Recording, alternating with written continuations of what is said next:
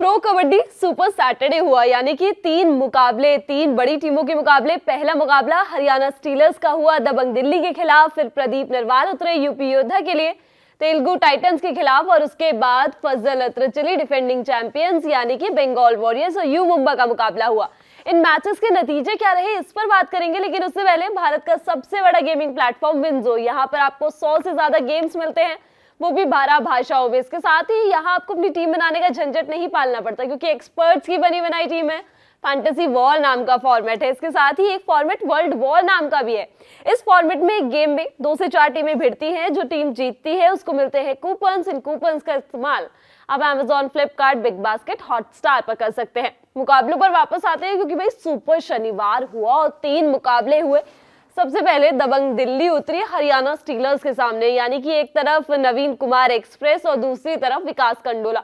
इस मैच में किसने सुपर 10 लगाया? दोनों में से किसी ने नहीं लगाया, दोनों ही चूक गए, लेकिन एक खिलाड़ी निकला जिसने सुपर 10 लगाया। सबसे अच्छी बात तो दिल्ली के लिए सबसे पहले ये रही कि नवीन कुमार वापस आए मैच पर, उन्होंने अपना मैच खेला। लेकिन एक नेगेटिव ये रहा कि जो टीम के कप्तान हैं जोगिंदर नरवाल, उनके पैर में पिछले मैच में मोच आई थी, तो इस वजह से वो इस मैच में नहीं खेले। ओवरऑल बात करते हैं, दबंग दिल्ली ने हरियाणा स्टीलर्स को हरा दिया, 28-25 से अपना मुकाबला जीता। दिल्ली ने 19 रेड पॉइंट और 8 टैकल पॉइंट निकाले। दूसरी तरफ हरियाणा के नाम 15 रेड पॉइंट और 9 टैकल पॉइंट रहे। ओवरऑल परफॉर्मेंस की बात है ये।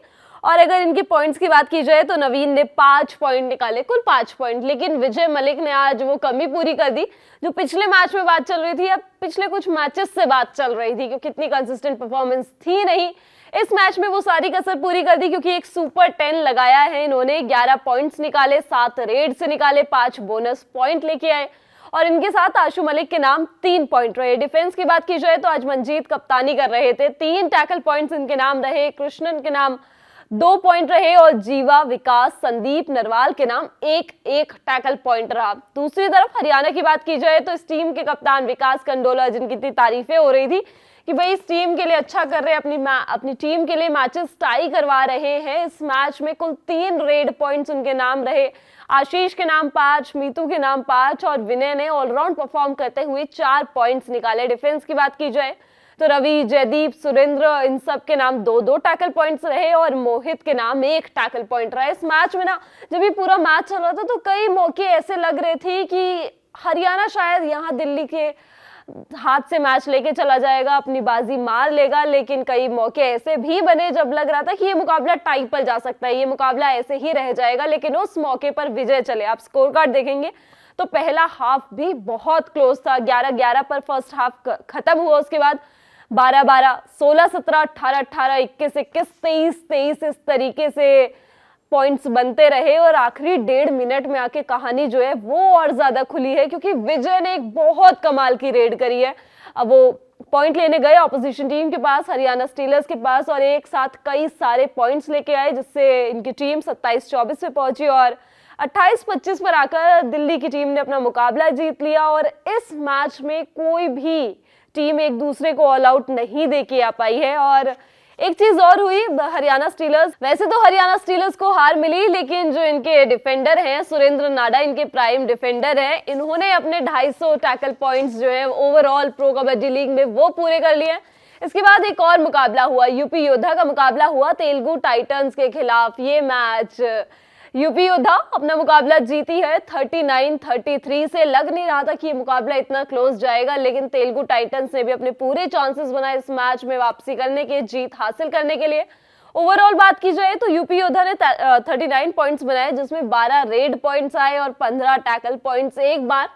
तेलुगु टाइटंस को ऑल आउट करने का 2 पॉइंट भी इनको मिला। वही तेलुगु की बात की जाए तो 21 रेड और 11 टैकल पॉइंट्स। अब यूपी के लिए चला कौन है? प्रदीप नरवाल का एक सुपर 10 आया है, 10 पॉइंट्स उन्होंने निकाले। श्रीकांत के नाम 7 रहे और सुरेंद्र गिल के नाम 7 पॉइंट्स रहे। डिफेंस की बात की जाए तो नीतीश कुमार आज बहुत ज्यादा चमके हैं, 7 टैकल पॉइंट्स अकेले उन्होंने निकाले हैं। सुमित के नाम 4 रहे हैं और आशु के नाम 2 टैकल पॉइंट्स। दूसरी तरफ तेलुगु टाइटंस की बात की जाए तो तेलुगु में रजनीश दलाल के नाम 9 पॉइंट्स रहे, अंकित के नाम 9 पॉइंट्स रहे।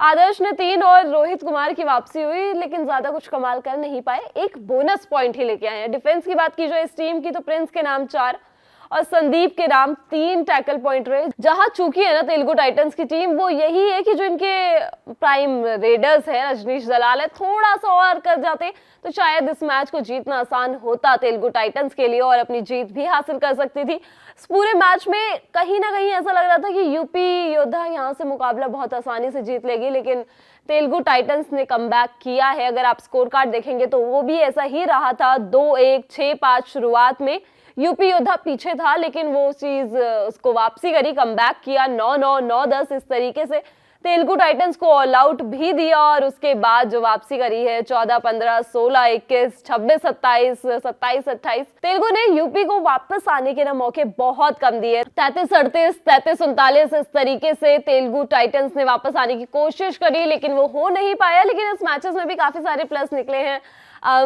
यूपी की बात की जाए तो सुरेंद्र गिल ने एक बहुत अच्छा रेड करने की कोशिश की थी, लेकिन तेलुगु टाइटंस के डिफेंडर्स ने इतना शानदार डिफेंस दिखाया कि उस रेड को सक्सेसफुल नहीं होने दिया। अगर आपको उस चीज का हाईलाइट मिलता है तो आप जरूर देखिएगा कि पूरी कोशिश सुरेंद्र गिल ने की थी कि मैं निकल जाऊं अपनी टीम के लिए, एक सुपर टैकल करके आ जाऊं, लेकिन वो नहीं हुआ। पॉइंट्स जो गए वो तेलुगु टाइटंस के खाते में गए थे और इस मैच में ओवरऑल सुमित ने भी अपने 100 टैकल पॉइंट्स पूरे कर लिए यूपी योद्धा की तरफ से। इस टीम के लिए आज एक बहुत शानदार मैच हुआ, क्योंकि बात हमेशा यही चल रही थी कि प्रदीप नरवाल इतने अच्छे से कंट्रीब्यूट नहीं कर पा रहे। पिछले मुकाबले में भी सुरेंद्र गिल ने प्रदीप नरवाल को ओवरशैडो किया था और लेकिन आज प्रदीप नरवाल ने ऐसा नहीं होने दिया। आज सभी रेडर की तरफ से पॉइंट्स निकले हैं और डिफेंस भी जमकर बोला है। तेलुगु टाइटंस थोड़ा सा और रेडर्स की तरफ काम करना पड़ेगा, क्योंकि इस टीम का डिफेंस तो अच्छा है, लेकिन रेडिंग डिपार्टमेंट में जो कमियां है ना वो कहीं ना कहीं दिखती है। लेकिन आज के मैच में थोड़ा सा अच्छा लगा, लेकिन उसको पास ऑन करने की जरूरत है, उस चीज को और आगे बढ़ाने की जरूरत है। अंकित बेनीवाल, रजनीश दलाल आज दोनों चले, दोनों ने 9-9 पॉइंट्स निकाले,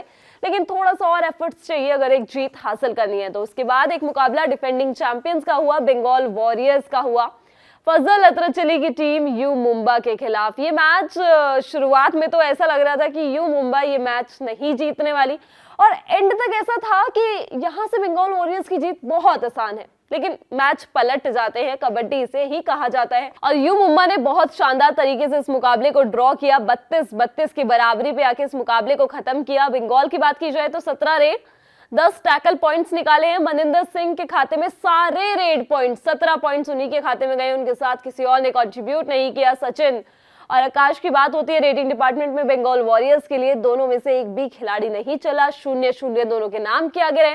लेकिन डिफेंस बहुत बढ़िया रहा, अमित के नाम 3, अबुजर के नाम 3, इस्माइल और रन सिंह के नाम 2-2 टैकल पॉइंट्स रहे।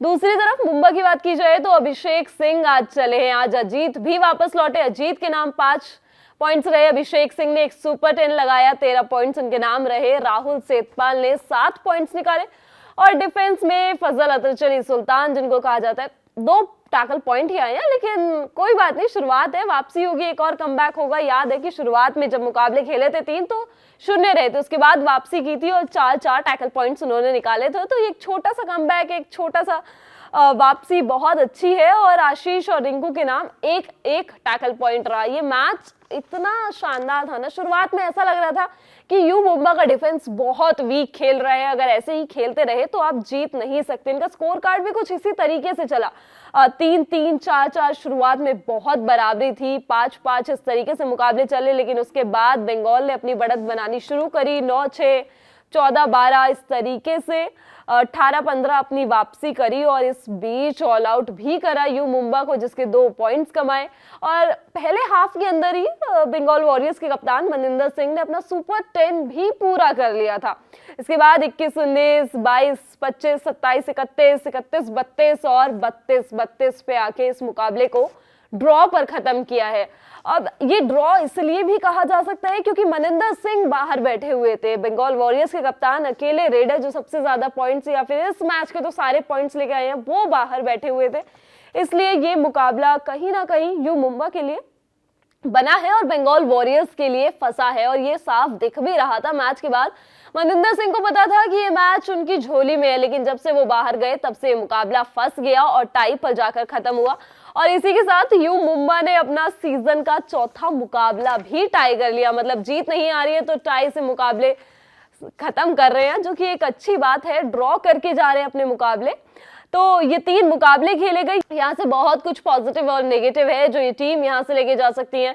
आखिरी मुकाबले की बात की जाए यू मुंबा की, तो अभिषेक सिंह चले, जीत की वापसी हुई है, ये एक बहुत बड़ा पॉजिटिव है। लेकिन डिफेंडिंग चैंपियन बंगाल वॉरियर्स, उनका मुकाबला कहीं ना कहीं ये भी कहा जा सकता है कि ड्रॉ इसलिए हुआ है क्योंकि मनिंदर सिंह के अलावा कोई और इनके पास रेडर नहीं है जो चला है या जो बीते कुछ मैचेस से चल रहा हो। मनिंदर सिंह के अलावा कोई कंट्रीब्यूट नहीं कर रहा है। दबंग दिल्ली के लिए भी आज पॉजिटिव रहा कि विजय मलिक ने एक सुपर 10 लगाया। दूसरी तरफ यूपी योद्धा की बात की जाए तो उनके लिए ये रहा कि प्रदीप नरवाल का सुपर 10 आया, सुरेंद्र गिल चले, श्रीकांत यादव चले, सबने जीत के लिए कंट्रीब्यूट किया। तो प्रो कबड्डी लीग में ये 3 मुकाबले खेले गए। अब आगे जो मुकाबले होंगे प्रो कबड्डी लीग के, उसमें क्या कुछ होगा, क्या नतीजे होंगे, क्या मैचेस होंगे, ये सब आपको दी ललन टॉप की से कबड्डी में मिलता रहेगा।